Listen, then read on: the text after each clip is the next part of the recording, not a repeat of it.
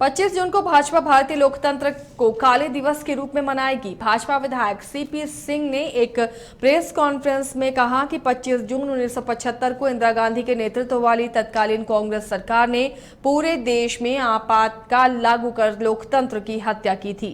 Press को sensor कर दिया गया था। विपक्ष के सभी बड़े नेताओं को गिरफ्तार कर जेल में बंद कर दिया गया था। वहीं झारखंड कांग्रेस प्रदेश पूरे तरीके से बुद्धिहीन हो चुकी है। देखिए, मुझे ये लगता है कि भारतीय जनता पार्टी अब बिल्कुल पूरी तरह बुद्धिहीन और विवेकहीन हो चुकी है।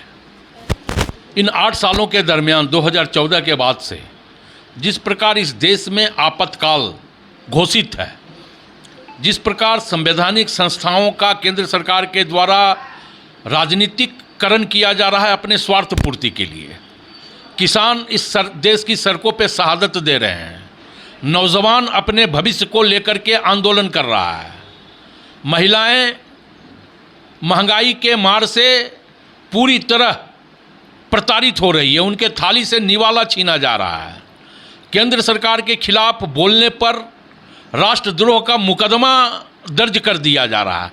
तो ये आपातकाल नहीं है क्या?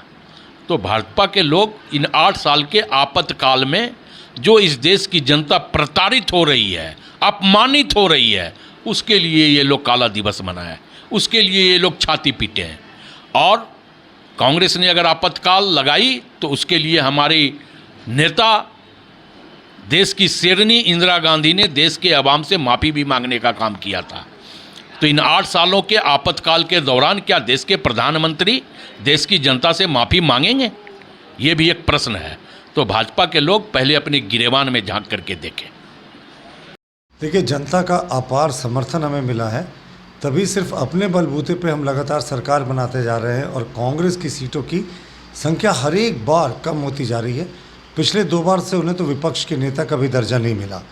और आपातकाल पर वो पार्टी प्रश्न कर रही है जिसने देश के सारे नागरिकों के फंडामेंटल राइट्स को सस्पेंड कर दिया था। राइट टू लाइफ भी नहीं बचा था और उस समय लोगों को पकड़कर ज़बरदस्ती नसबंदी कराई गई, विपक्ष के तमाम प्रमुख नेताओं को जेल में ठूस दिया गया।